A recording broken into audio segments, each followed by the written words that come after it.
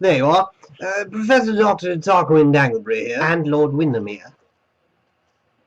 Well, yes, of course. I mean, you are there too. Yeah, I mean, you're always featured quite prominently in the show.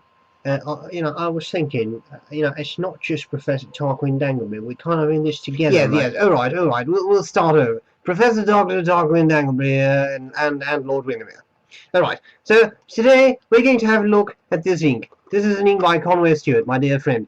Conway Stewart launched this ink.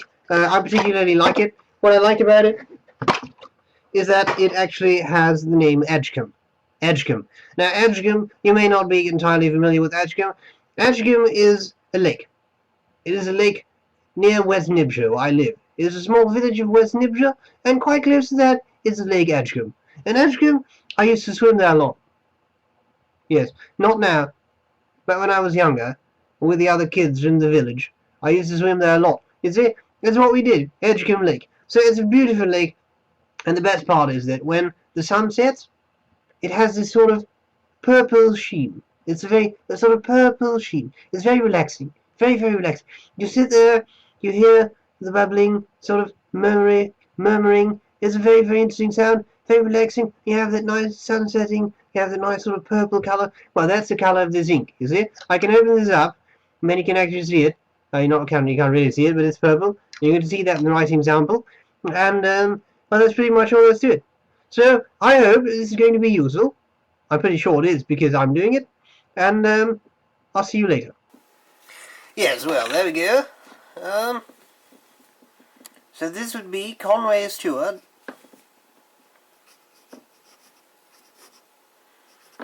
Edgcumbe.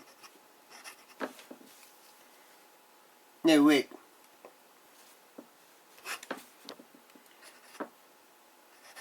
Edgcumbe. No. Edgcumbe.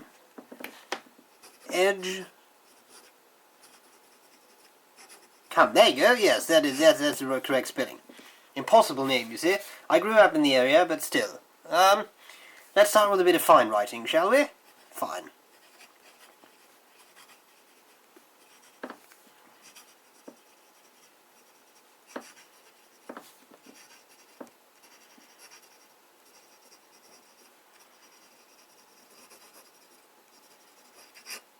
The quick brown fox jumps over something. And then, yes, then we move on to medium writing. Medium. The quick brown fox jumps over something.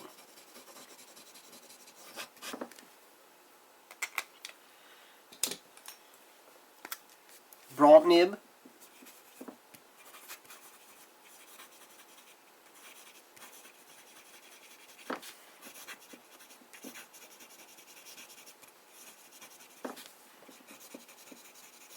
Something. This is abbreviated, you see? I couldn't put it all in there. It didn't fit, so I had to abbreviate it. Then, finally, we have talic.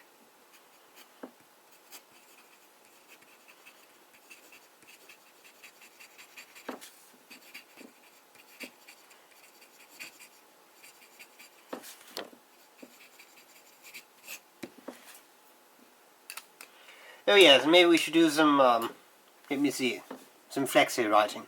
Oh, I seem to have gotten ink all over me. Is there a cloth in the area? Yes. How annoying.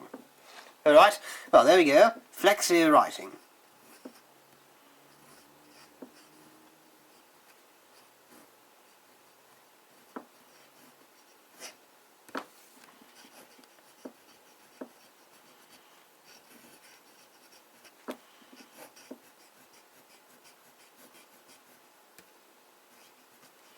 I'll just write the quick brown fox jumps over here. But you sort of catch my drift, yes? Yes. Alright. Then, what we need is some passes. First pass. Well, no flow. Ah, there you go. 2, 3.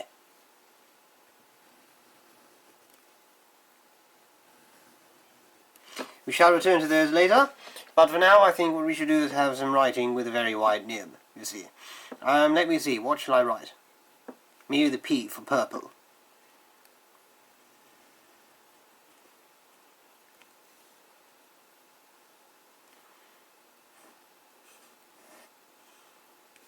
P for purple, with a little thing on top. Yes, and then there should be some medium writing. Could you give me that medium pen again? Yes, the medium one. Yes, yeah, thank you. Alright, the medium writing.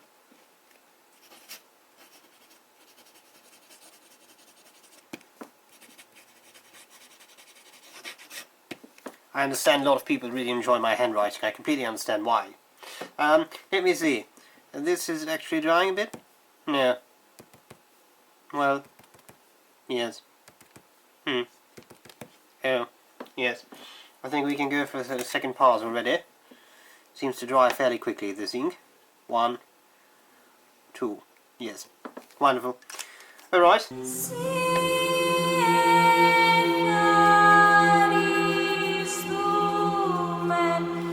Alright. And then this is sort of drying, not entirely dry yet. Maybe we should just have a look at the ink. So, what can we conclude from the ink?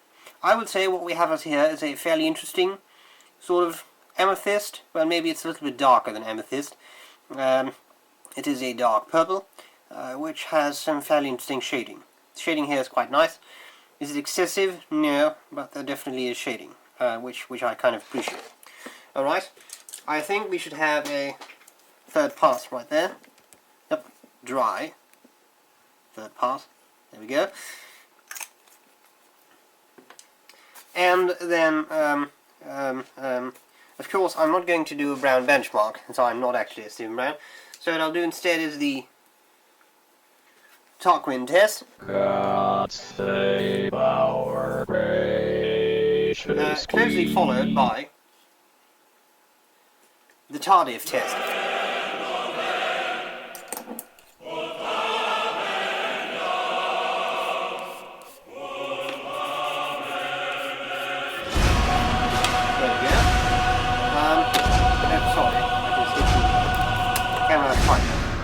Alright, so I think that this is drying, yes, which means we can have a look at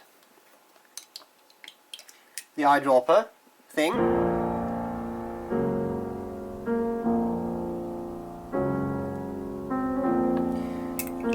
And then, while that is drying up a bit, we should have a look at the scorecard.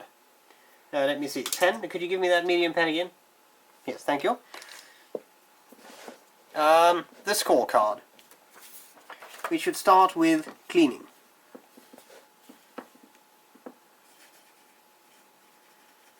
Well, cleaning is fairly easy. I'm going to give that a 1. I've had no issues with that.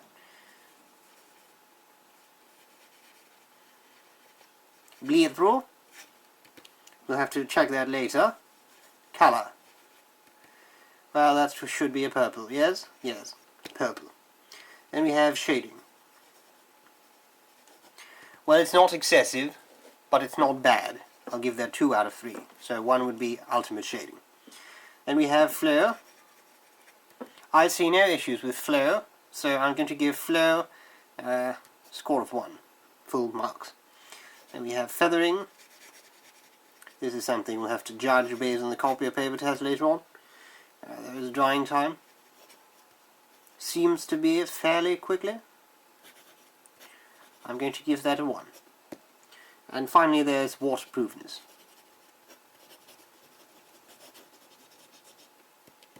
We'll have to judge that based on this. Let me see. What I have here is a bit of cotton. I'm going to get rid of this excess water. Thank you. What can we deduce from all of this? The writing, well, it's affected. The writing here is quite severely affected. It's not exactly terrible though, I can still read a bit of it. I'm going to give this 2. It's not perfect, it's not terrible. And that kind of concludes business here.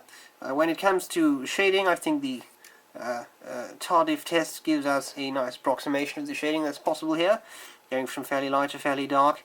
The Tardis Test, of course, is extremely successful in improving the sort of colour of the ink.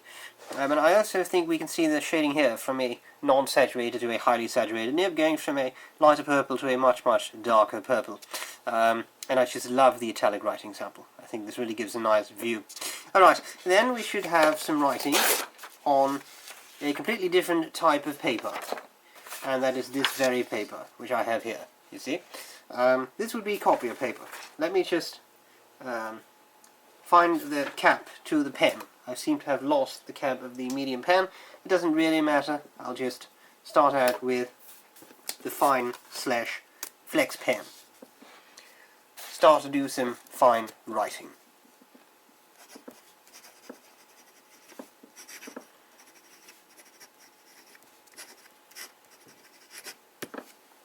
Yes, and then there is medium writing.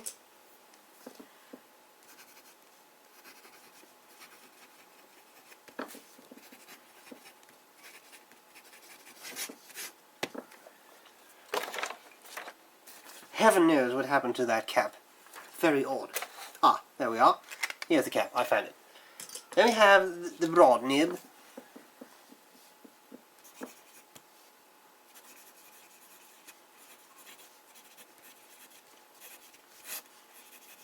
Yeah, Skippy there. No real skipping there. Of course, when I said Skippy, I didn't actually mean the kangaroo. Italic pen. I seem to have misplayed the italic. Lord Windermere, have you found that... Ah, thank you. I was trying to be in the show. Why wasn't I in the show? Well, Lord Windermere, I'm afraid we don't really have time for this. I mean, it's kind of weird. I mean, whenever you need a pen, you just ask me, and I just got to make sure you get it. But, I mean, just now, I mean, I wasn't actually featured in the show. I don't understand, because I'm a very interesting person. So, whenever you need a pen, I can help you out. But apart from that, you don't really need me. I think it's kind of offensive, really. Yes, thank you. You're very good. You're very good, Lobster. Now go away. Thank you. Thank you. Thank you. You'll be featured in the next episode. Bye. All right. Sorry about that. Lord Windermere is a little insecure. Italic.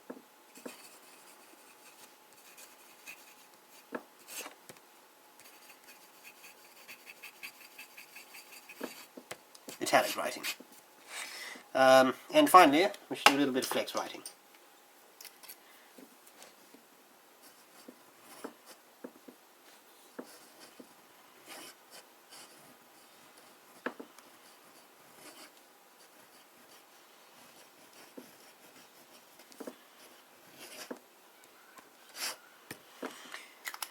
Alright, and then I think we should do a little bit of fat writing.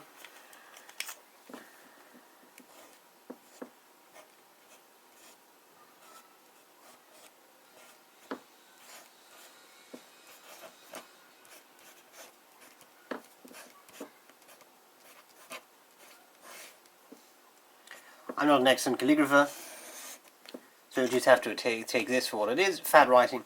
And now I want to have a look at feathering. Well, as you can see, there's quite some feathering in the flex writing. There's feathering in the fat writing. I actually see just a little bit of feathering, at least I think I see a little bit of feathering in the italic writing. You see it? Just a little bit. But it's not excessive, but it's there. And in the medium writing too, actually. Not in the fine writing. Just a little bit, right there. You see it? It's kind of there. It's not extremely pronounced, I just see it. So, bleed through, quite excessive. It's there in the broad writing. It's there in the flexi writing, it's there in the fat writing. So there is some bleed through. Now when it actually comes to rodeo paper, bleed through is of course much less pronounced, as you can see here. So what do we conclude from this? What we conclude from this is, I would say, that bleed through is, I'm going to give that a 2. It's not terrible, because it's mainly with the really broad nibs, but even then, and you know when you expend a lot of ink, but even so you see a little bit of the medium writing. So definitely not full marks. I wouldn't call it terrible either. I mean, I have seen pens or actually inks that just bleed through on even in a fine nib, and that's not the case here. Feathering.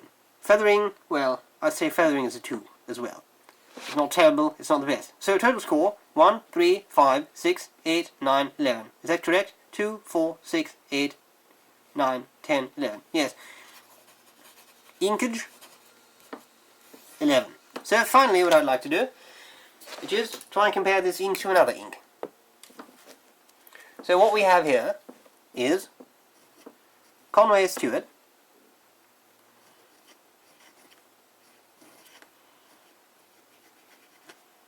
Edgcumbe. You see? This is what it looks like. Alright. Then we have another ink, which I have prepared here, which is